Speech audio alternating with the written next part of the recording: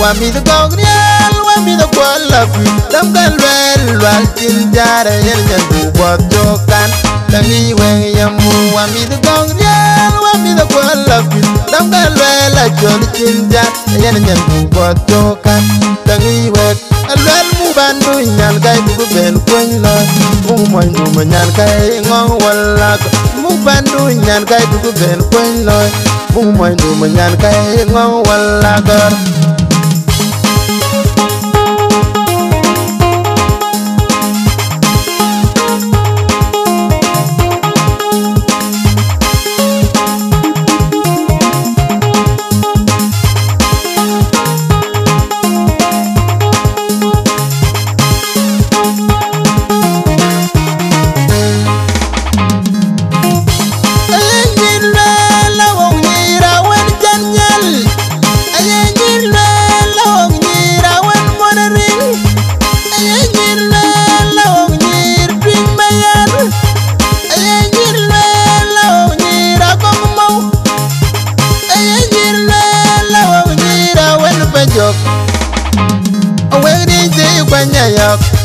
wa mi the gogrial wa mi the kwala fi dam kan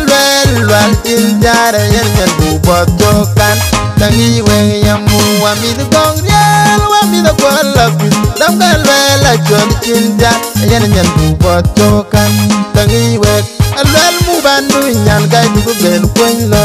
mu moy mu nyan kai ngong wala mu bandu nyan kai bu ben kwen lo mu moy mu nyan kai ngong wala gar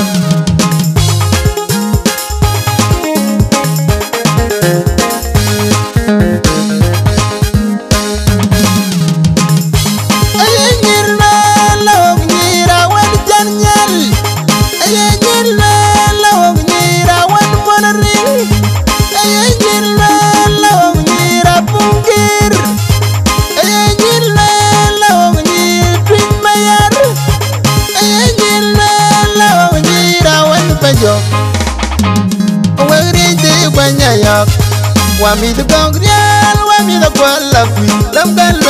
wal tin jare yen yen bu bot jokan tangi we yamu wa mi the gogrial wa mi the kwala fi dam kan wal jol tin jare yen yen bu bot jokan tangi we alwel mu bandu nyan kai bu ben kwen lo